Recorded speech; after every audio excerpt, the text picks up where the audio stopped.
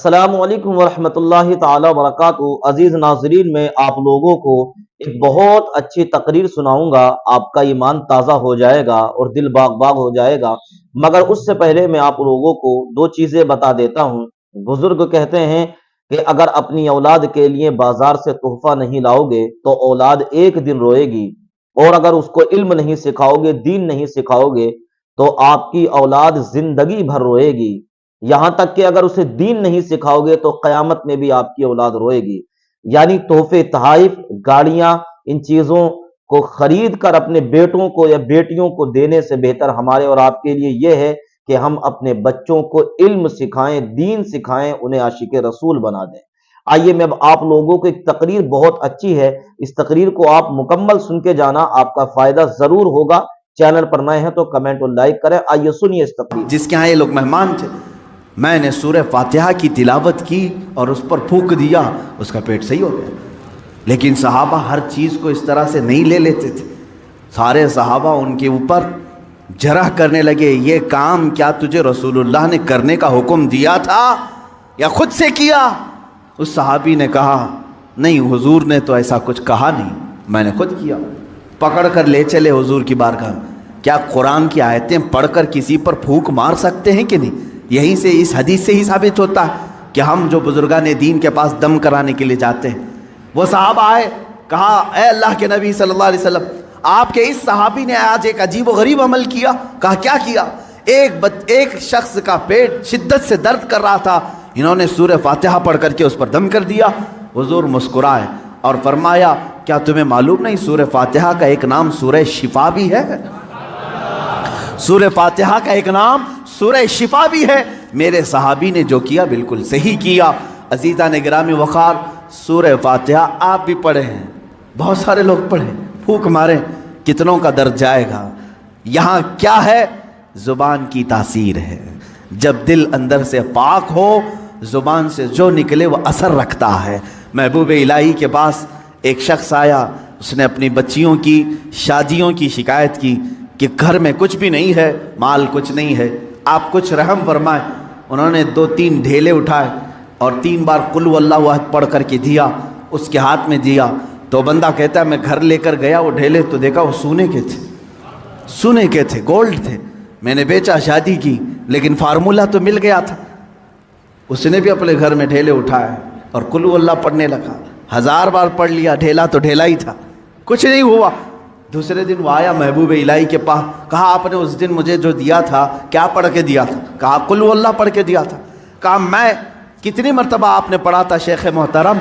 محبوب الہی نے کہا 3 بار پڑھا تھا۔ کہا میں 1000 بار پڑھا، ڈھیلا بدلا ہی نہیں، ویسے ہی ہے۔ محبوب الہی نے فرمایا جا پہلے اپنی روح بدل لے، ہر چیز بدل جائے۔ اپنا دل بدل لے، اللہ تیری زبان سے ہر چیز کو بدل دے گا۔ آپ کی تاثیر جو ختم ہوگی تو روح کے بدلنے سے۔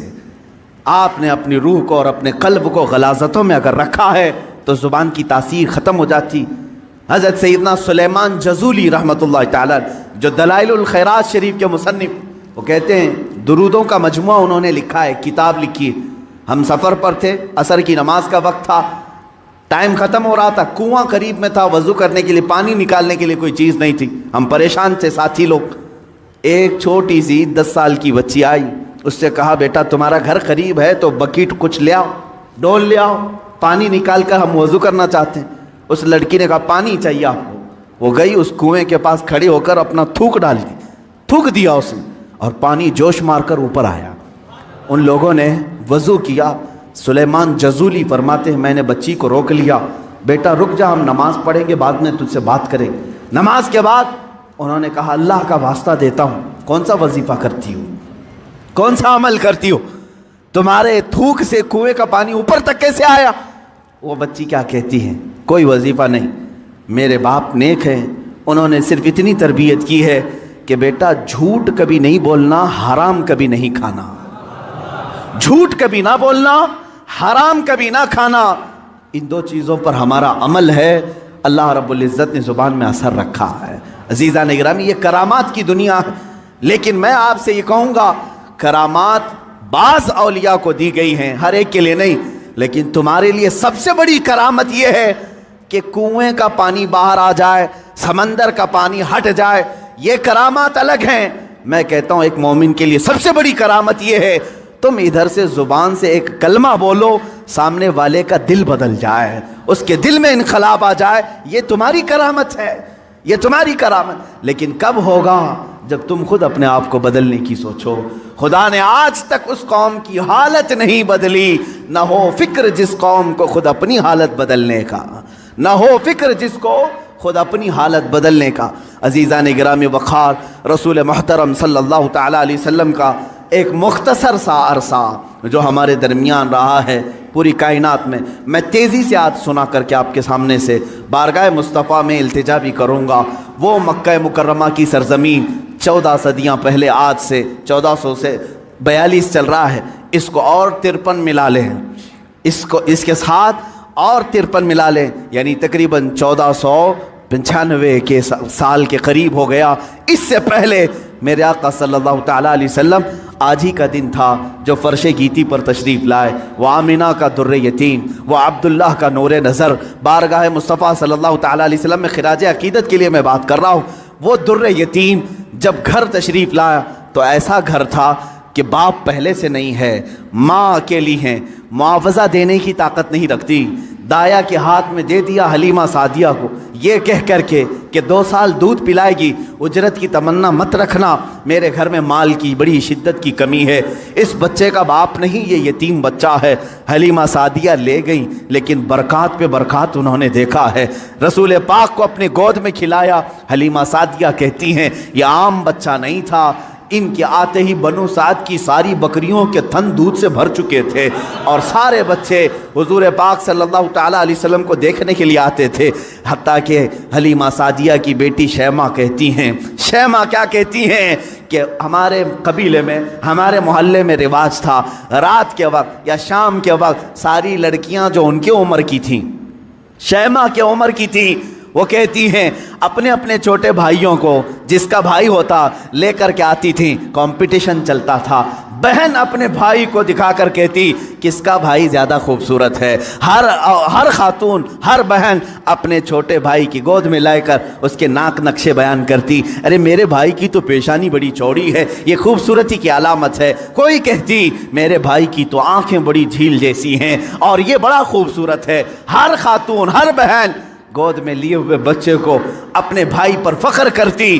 اور حضرت شیمہ کہتی ہیں جب اس مجمع میں میں میرے بھائی محمد کو لے کر کے آتی، اللہ اللہ، وہ کہتی ہیں ساری میری سہیلیاں اٹھ کھڑی ہوتی، کہتی شیمہ تیرے بھائی کے ساتھ ہمارے بھائیوں کا مقابلہ نہیں، یہ ہمارا آپس کا مقابلہ ہے، یہ ہمارا آپس کا کمپٹیشن ہے، تو کبھی محمد کو ہمارے درمیان نہ لا، اس لیے کہ اس کے مقابل میں 14ویں کا چاند بھی شرما جاتا ہے۔ یہ بنو سعد کی خواتین کا کہنا ہے۔ حضرت شیمہ کہتی ہیں اس مقابل میں میں کبھی رسول پاک کو لے جاتی تو وہ ایکسیپٹ نہیں کرتی، کہتی کہ شیمہ تیرے بھائی کے ساتھ ہمارے بھائیوں کا مقابلہ نہیں، وَأَحْسَنُ مِنْكَ لَمْ تَرَ قَطُّ عَيْنِي وَأَجْمَلُ مِنْكَ لَمْ تَلِدِ النِّسَاءُ، یا رسول اللہ آپ سے زیادہ حسین میری آنکھوں نے دیکھا نہیں، آپ سے زیادہ جمیل کسی ماں نے جنا نہیں۔ وہ 2 سال کی عمر پاک میں حلیمہ سعدیہ دوڑتی ہوئی واپس مکہ لے آئیں اور حضرت آمنہ سے کہا میں نے 2 سال کا عرصہ آپ سے مانگا تھا، لیکن 6 مہینے اور بڑھا کر کے دے دو، اجرت بھی نہیں چاہیے، معاوضہ بھی نہیں چاہیے۔ لیکن حضرت بی بی آمنہ نے اپنے پاس اپنے صاحبزادے کو رکھ لیا۔ 2 سال کے عرصے میں گھر میں کتنے افراد ہیں، کون ہیں؟ باپ نہیں ہے، دادا ہے عبد المطلب، وہ بھی بڑھاپے کو پہنچے ہوئے ہیں۔ رسول پاک صلی اللہ تعالیٰ علیہ وسلم اپنے دادا کی سرپرستی میں ہیں۔ 6 سال کی عمر میں اپنی ماں کے ساتھ ننیحال کا سفر کیا، مدینہ کا سفر کیا۔ اس وقت جو یثرب تھا وہ حضور کا ننیحال بھی ہے، نانی کا گھر ہے۔ حضرت آمنہ کے ساتھ گئے ہیں 6 سال کی عمر میں، جب حضرت عبداللہ کی ایک کنیز ام ایمن ساتھ میں ہے، کوئی نہیں، 3 لوگوں کا یہ قافلہ پیدل مکہ سے مدینہ گیا ہے، مدینہ سے واپسی ہو رہی ہے۔ مقام ابوا میں بی بی آمنہ بیمار ہوئیں۔ بی بی آمنہ سلام اللہ علیہا اتنی شدت سے بیمار ہوئیں کہ وہ چل پھر نہیں سکتی تھی، اسی راستے میں وہ رہ گئیں، اور اس کے بعد اپنے نور نظر کو قریب بلایا اور کہا اے محمد میری آخری سانسیں ہیں۔ 6 سال کی عمر پاک میں रसूल पाक सल्लल्लाहु अलैहि वसल्लम ने अपनी माँ की आंखें बंद की और उनकी रूह कब्ज़े उनसरी से परवास की। वो 6 साल की उम्र में अपनी मुक़द्दस माँ का जिस्म मुबारका उठाते हैं, कब्र में दफन भी करते हैं और अपने वालिद की कनीज़ के साथ वापस मक्का आते हैं। अब कौन था इस मोहम्मद अरबी के साथ? न बाप है न माँ है, वो दुर्रे यतीम, पूरी कायनात के यतीमों का आका बना है, पूरे यतीमों का मावा व मलजा बना है। लेकिन अल्लाह ने उसे दुर्रे यतीम पैदा किया। जब 8 साल की उम्र हुई, दादा का भी इंतकाल हो गया, अब्दुल मुत्तलिब भी दुनिया से चले गए। अब कौन था सिवाय एक चचा के, अबू तालिब के? अब कोई नहीं था। आपकी सरपरस्ती में रहे। जहाँ तक बात आती है अबू तालिब की, मैं कहूँगा बड़े अदब के साथ, ऐ लोगों, इस इख्तिलाफी मसले में कभी भी तीर मारने की कोशिश ना करना। बाज़ लोग अबू तालिब के कुफ्र के मुतालिक इसरार करते हैं कि वो काफिर थे, बाज़ लोग ईमान के मुतालिक, लेकिन जो हकीकत है वो अल्लाह के हवाले करो, अल्लाह के हवाले करो। रसूल पाक सल्लल्लाहु ताला अलैहि वसल्लम को उन्होंने जान से ज़्यादा तरबियत की है। यहाँ तक कि मक्का वालों से उन्होंने कहा था, जब रसूल पाक ने ऐलान नबुव्वत किया था, अबू जहल, उतबा, शैबा सब ने आकर कहा, अबू तालिब अगर ये तेरी निगरानी में ना रहे तो हम इसका कुछ से कुछ कर दें, तो मोहम्मद हमारे हवाले कर दे। जानते हो अबू तालिब, मुझे बड़ी तकलीफ़ होती है जब सिरे से कोई आदमी उनको बिल्कुल काफिर मुशरिक गर्दाने। मैं कहता हूँ कफ़े लिसान तो करो, ज़ुबान को रोक तो लो, जो मामला होगा क़यामत के दिन देखा जाएगा। हुजूर के चचा हैं, लेकिन इश्क की बात तो देखें, वो मक्का वालों से क्या कहते हैं। कोई मोहब्बत करने वाला ही ये जुमले कह सकता है। मक्का वालों से उन्होंने कहा, ऐ मक्का वालों सुन लो, तुम अगर मेरे एक हाथ में चांद रख दो, दूसरे हाथ में सूरज रख दो, तब भी मैं मोहम्मद तुम्हारे हवाले नहीं कर सकता। ये अबू तालिब के अल्फाज थे जो रसूल पाक के लिए उन्होंने फरमाए थे। मैं अदब से कहता हूँ, लेकिन फिर साथ में ईमान और कुफ्र का मामला अल्लाह के हवाले करता हूँ, इसलिए कि इस पूरी कौम को न जन्नत देना है न दोज़ख देना है, न क़यामत के दिन तुम्हारे हाथ में फ़ैसला है न मेरे हाथ में फ़ैसला है। अबू तालिब जन्नत में जाएंगे कि जहन्नम में जाएंगे, मैं कौन होता हूँ फ़ैसला करने वाला? न आला मलाइका में से हैं हम, न फरिश्तों में से हैं, बल्कि अल्लाह रब्बुल इज़्ज़त के हवाले है ये फ़ैसला, हर एक के जन्नत और दोज़ख का फ़ैसला। बहरहाल 12 साल की उम्र में अबू तालिब ने रसूल पाक को अपना साथी बना लिया। ऐसा मुझे बताओ, अबू तालिब पर जब भी बातें आएँ अदब के साथ कहो, अदब के साथ कहो। मैंने अबू तालिब को बहुत पढ़ा है, वो रसूल पाक को छोड़कर एक लम्हा भी नहीं रहते थे, एक लम्हा नहीं रहते। 12 साल की उम्र में जब उन्हें यमन की तिजारत पे जाना था, अबू तालिब ने इन्हें छोड़ा नहीं, रसूल पाक को तिजारत के सफ़र में साथ ले लिया। बीच रास्ते में एक जगह पड़ा हुआ, वहाँ एक राहिब था, ईसाई राहिब, और उसने देखा, चेहरे पाक को देखकर अपनी किताबों में पड़ी हुई सारी अलामतें देख लिया, उसने मेहमान बना लिया। अबू तालिब से पूछा, तुम कहाँ से आ रहे हो, कौन सा ख़ानदान है? जब उन्होंने बताया तो वो राहिब कहता है, बुहैरा राहिब, ऐ अबू तालिब, मेरी बात सुनते हो तो सुन लो, जो तुम्हारे साथ बच्चा तुम्हारा भतीजा है, ये अल्लाह का सबसे आखिरी रसूल होगा, ये सबसे आखिरी रसूल होगा। तुम जा रहे हो शाम या यमन, वहाँ यहूदी इसके जानी दुश्मन होंगे, वो बच्चे को मार डालेंगे, कत्ल करेंगे, लिहाजा तुम अपनी तिजारत का सामान यहीं बेच दो और वापस मक्का ले जाओ।